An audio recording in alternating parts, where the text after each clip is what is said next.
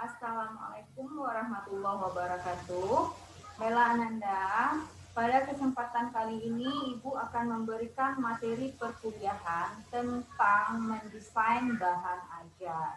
Nah, kenapa kita sebagai calon seorang guru atau Ananda nantinya ketika menjadi seorang guru perlu membuat bahan ajar?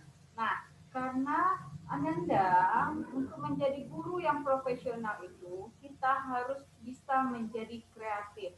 Nah, bagaimana caranya kita untuk kreatif agar peserta didik kita nantinya betah dan juga menyenangkan dalam proses pembelajaran dengan kita? Maka salah satunya adalah caranya dengan kita mendesain bahan ajar sebelum kita melaksanakan pembelajaran. Nah, bagaimana cara-cara mendesain bahan ajarnya? Silakan simak penjelasan Ibu berikut ini. Di dalam mendesain sebuah bahan ajar, kita memiliki beberapa langkah-langkah pokok. Nah, langkah-langkahnya ada 3. Yang pertama yaitu melakukan analisis kebutuhan bahan ajar. Nah, di sini analisis kebutuhannya itu mulai dari KI, SK, KD, dan perumusan indikatornya. Kemudian yang kedua, menyusun peta bahan ajar. Selanjutnya yang ketiga yaitu membuat struktur bahan ajar. Nah, bagaimana caranya melakukan analisis kebutuhan bahan ajar? 1. Caranya yaitu dengan menganalisis kurikulum. Nah, kurikulum yang sekarang kita gunakan adalah kurikulum 2013. Nah, sebelum kita membuat bahan ajar, terlebih dahulu kita analisis kurikulum tersebut. Nah, yang akan dianalisis itu yang pertama standar kompetensinya, kemudian kompetensi dasarnya, yang ketiga indikator atau ketercapaian hasil belajar, yang keempat materi pokok, yang kelima pengalaman belajar. Kemudian selain menganalisis kurikulum, kita juga melakukan analisis sumber belajar. Nah, sumber belajar yang dianalisis yaitu bagaimana kriteria ketersediaan suatu bahan ajar tersebut. Nah, di sini yang berkenaan dengan ada atau tidaknya sumber belajar yang ada di sekitar kita. Tidak mungkin kan kita itu mengambil sumber belajar yang tidak ada di sekitar kita dan kita itu mengada-ada atau merekayasa. Nah, jadi untuk menganalisis sumber belajar itu perlunya ketersediaan sumber belajar terlebih dahulu, baru nanti kita bisa mendesain bahan ajarnya. Nah, yang kedua yaitu kriteria kesesuaian. Nah, maksudnya di sini adalah apakah sumber belajar tersebut sesuai atau tidak dengan tujuan pembelajaran yang telah dirumuskan. Nah, kemarin kita sudah membahas bagaimana caranya merumuskan indikator dan tujuan pembelajaran, serta juga sudah merumuskan tentang mode-mode pembelajaran. Nah, baru sekarang Ananda itu tuh menyesuaikannya antara sumber belajar dengan tujuan pembelajaran. Selanjutnya yang ketiga yaitu kriteria kemudahan. Nah, di sini maksudnya adalah mudah atau tidaknya sumber belajar itu disediakan maupun digunakan. Nah, jadi jangan kita itu membuat mencari sumber belajar yang sulit kita pahami. Jadi carilah sumber belajar untuk membuat suatu bahan ajar itu yang mudah kita pahami dan mudah kita ambil serta mudah disediakan dan mudah digunakan. Nah, selanjutnya yang ketiga itu ada menganalisis karakteristik siswa. Nah, tidak mungkin kita itu dalam membuat suatu bahan ajar tidak memperhatikan siswa atau sasaran yang kita inginkan. Jangan-jangan nanti siswa kita siswa MI atau SD, tetapi cara kita membuat bahan ajarnya adalah untuk siswa yang kelasnya kelas menengah, yaitu SMP atau SMA, bahkan perguruan tinggi. Jadi analisis karakteristik siswa ini diperlukan agar bahasa yang kita sajikan dalam bahan ajar tersebut sesuai untuk siswa yang kita jadikan sasarannya. Nah, di sini seperti yang sudah Ibu uraikan, jadi gunanya menganalisis karakteristik siswa itu adalah untuk mengetahui kondisi dan perkembangan siswa, yaitu siswa yang akan menjadi sasaran dari bahan ajar kita tersebut. Selanjutnya yang keempat yaitu memilih dan menentukan bahan ajar. Nah, di sini kan banyak sekali jenisnya bahan ajar ya. Tidak hanya satu saja tetapi banyak. Nah, bagaimana cara kita memilih dan menentukan bahan ajar tersebut? Nah, jadi untuk memenuhi salah satu kriteria tersebut, bahan ajar itu harus menarik dan dapat membantu peserta didik untuk mencapai suatu kompetensi. Jadi jangan kita itu membuat bahan ajar yang monoton atau yang kurang menarik, karena peserta didik kita yang kelas sekolah dasar itu cenderung menyukai hal-hal yang bernuansa menarik. Untuk itu kita itu perlu memilih dan menentukan bahan ajarnya. Nah, ada 3 prinsip yang perlu kita pedomani dalam memilih dan menentukan bahan ajar, yaitu yang pertama prinsipnya adalah relevasi, yaitu artinya di sini bahan ajar yang kita pilih sebaiknya ada hubungannya dengan pencapaian standar kompetensi dan kompetensi dasar. Nah, selanjutnya itu ada prinsip konsistensi.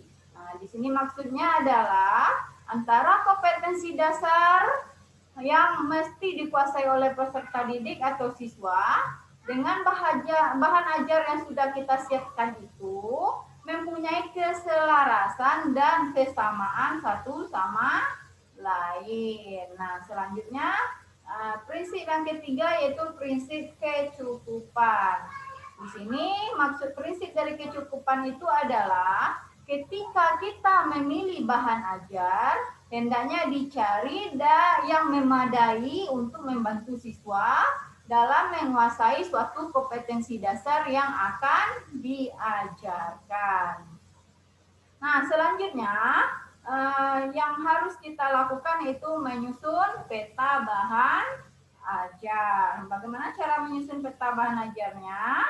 Nah, di sini ada beberapa cara atau penyusunan bahan ajar ini memiliki banyak kegunaan, yaitu kegunaannya yang pertama untuk mengetahui jumlah bahan ajar yang harus kita tulis.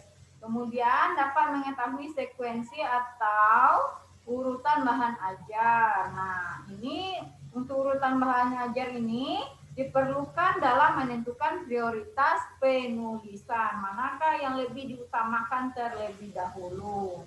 Nah, selanjutnya dapat menentukan sifat dari bahan ajar yang akan kita buat, yaitu bersifat dependen dan independen. Yang mana dependen itu adalah bahan ajar tersebut ada kaitannya antara bahan ajar yang satu dengan bahan ajar yang lainnya. Itu disebut dengan sifat dependen. Sedangkan yang bahan ajar bersifat independen itu maksudnya adalah bahan ajar yang kita buat itu berdiri sendiri atau dalam membuatnya atau dalam menyusunnya tidak harus memperhatikan serta tidak harus terikat dengan bahan ajar lainnya. Gitu ya, Nanda. Nah, selanjutnya membuat struktur bahan ajar. Nah, di sini struktur bahan ajar itu ada yang pertama bahan ajar cetak. Seperti yang sudah Ibu katakan tadi ya, bahwa bahan ajar itu banyak jenisnya. Antaranya itu bahan ajar cetak. Nah, bagaimana cara membuatnya? Nah, bahan ajar cetak ini kan terdiri dari beberapa jenis bahan juga. Yang pertama itu handout namanya. Nah, struktur bahannya yaitu yang perlu kita buat yang terdiri dari judul dan informasi, pendukung. Jadi dalam membuat MHAT harus ada di sana judul dan juga informasi pendukung. Selanjutnya yang kedua, jenis bahan ajar cetaknya adalah buku. Nah, bagaimana cara membuat buku itu? Nah, cara membuatnya itu harus memenuhi struktur dari bahan ajar buku, yaitu ada judul, kompetensi dasar, materi pokok, kemudian nanti ada latihan dan juga penilaian. Nah, penilaian ini atau berupa evaluasi ya Nanda, soal-soal yang diberikan untuk bisa dipahami oleh siswa. Nah, selanjutnya itu ada bahan ajar cetak yang berjenis modul. Nah, di sini cara membuatnya adalah harus memperhatikan struktur bahan ajar yang terdiri dari judul, petunjuk belajar, kompetensi dasar, dan materi pokok, selanjutnya informasi pendukung, selanjutnya ada tugas, ada latihan atau langkah-langkah kerja, serta nanti ada penilaiannya. Nah, yang keempat itu LKS atau lembar kerja siswa, yang mana strukturnya terdiri dari judul, petunjuk belajar, kompetensi dasar, informasi pendukung, tugas atau langkah kerja, dan penilaian. Yang kelima itu ada jenis bahan ajar cetaknya berupa brosur. Mungkin kita sudah tidak asing ya seperti apa bentuknya brosur tersebut.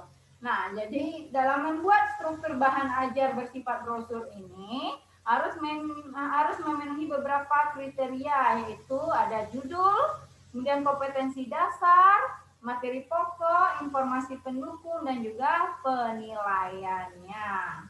Selanjutnya itu ada leaflet. Nah, struktur bahan ajarnya yang meliputi judul, kompetensi dasar, materi pokok, informasi pendukung, dan penilaian. Selanjutnya, well chat. Nah, di sini struktur bahan ajarnya itu meliputi ada judul, kompetensi dasar, materi pokok, informasi pendukung, dan penilaian. Nah, selanjutnya itu ada foto atau berupa gambar.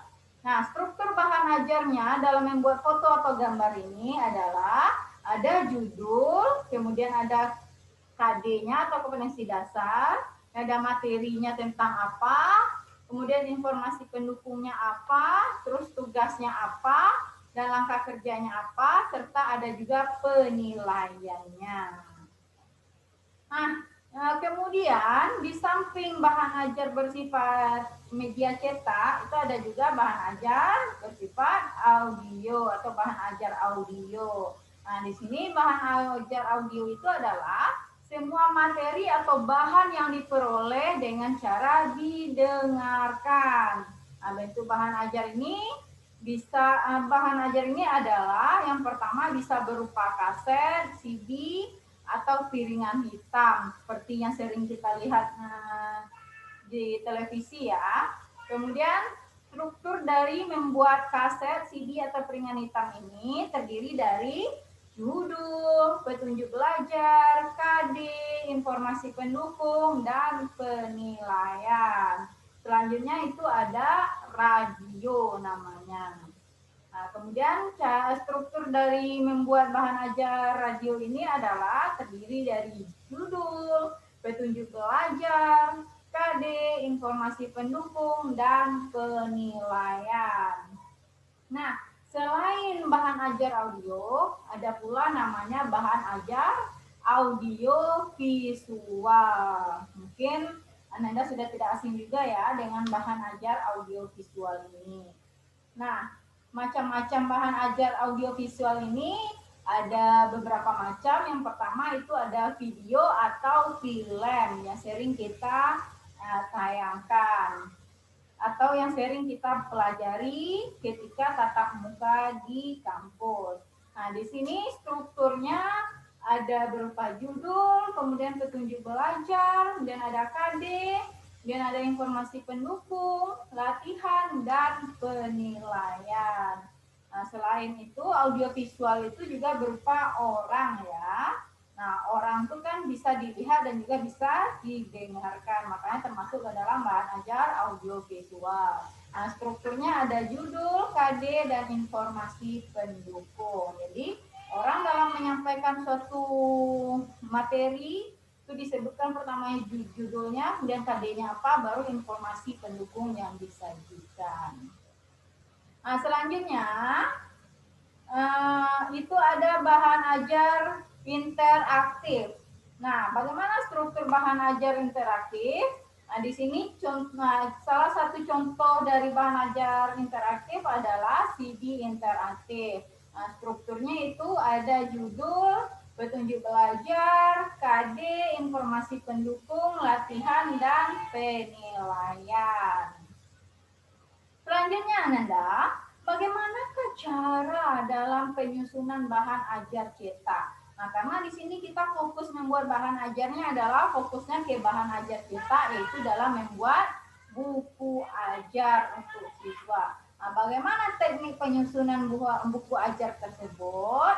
Nah, tekniknya ada beberapa macam. Yang pertama, susunan tampilannya harus jelas dan menarik. Jadi jangan kita itu asal-asal membuat saja, tetapi kita tidak memperhatikan sisi menariknya.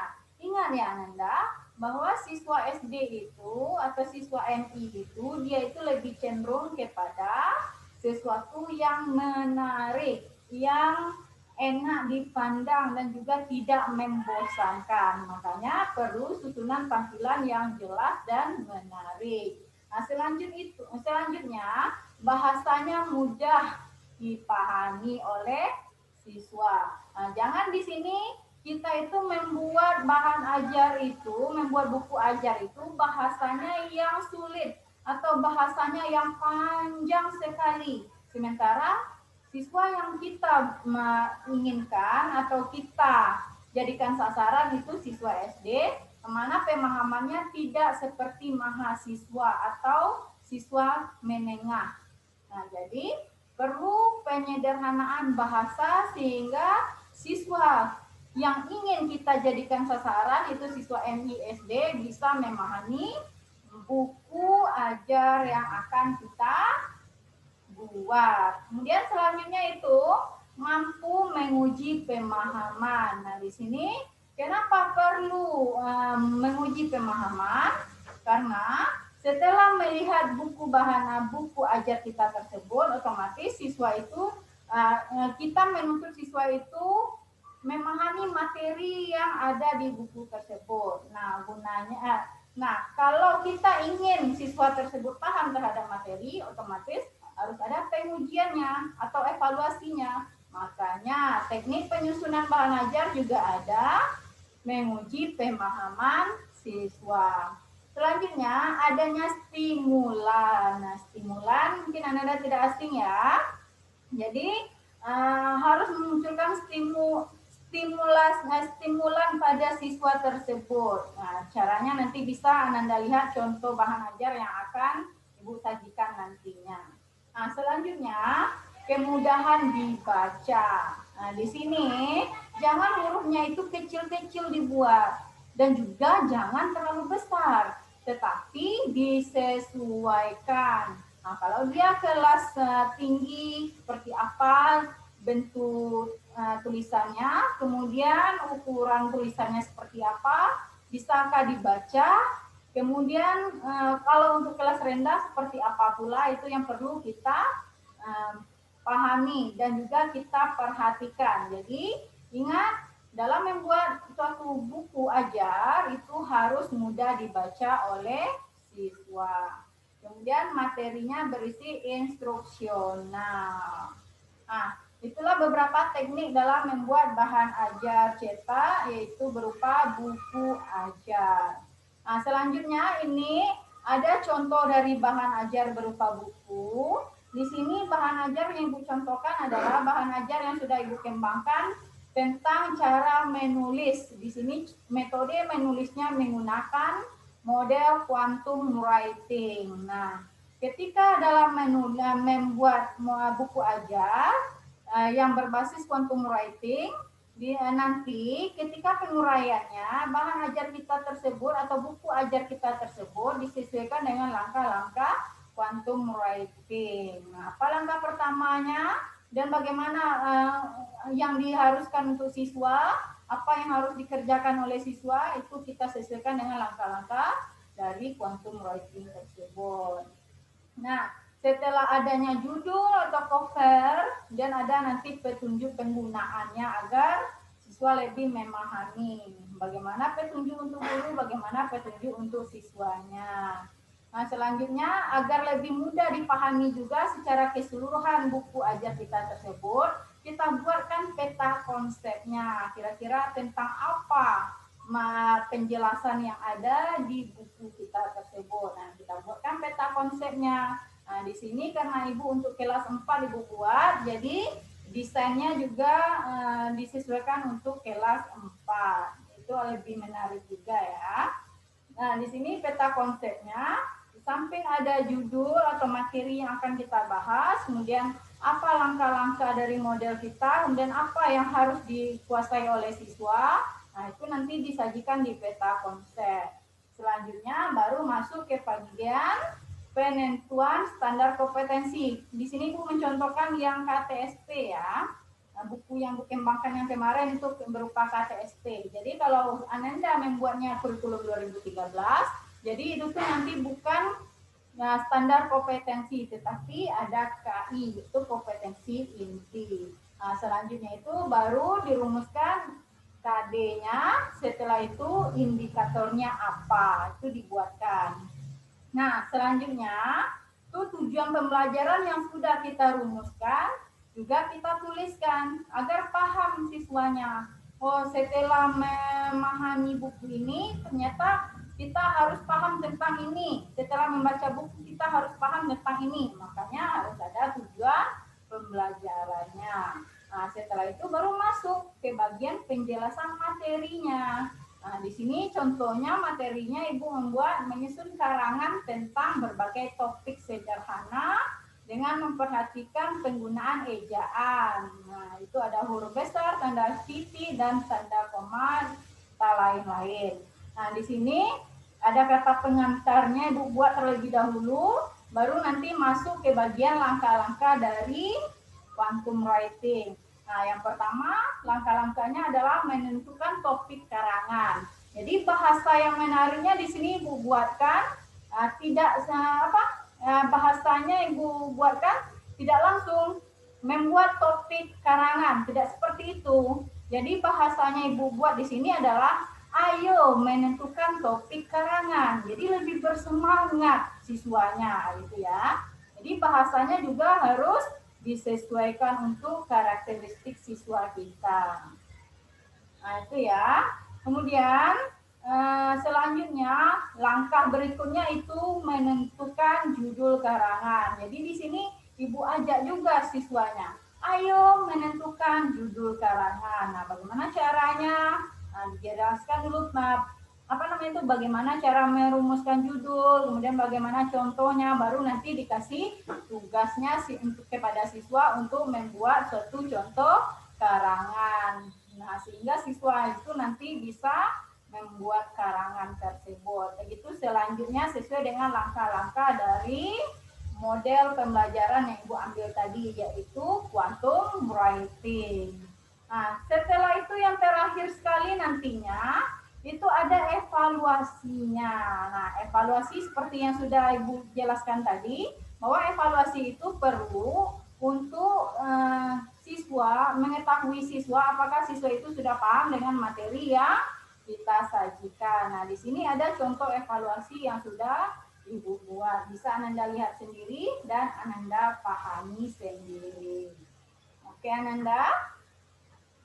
Nah, itulah Ananda penjelasan dari materi perkuliahan tentang mendesain bahan ajar, terkhususnya adalah membuat bahan ajar bersifat jenisnya adalah buku ajar. Semoga Ananda semua memahaminya. Selamat bekerja dan Assalamualaikum warahmatullahi wabarakatuh.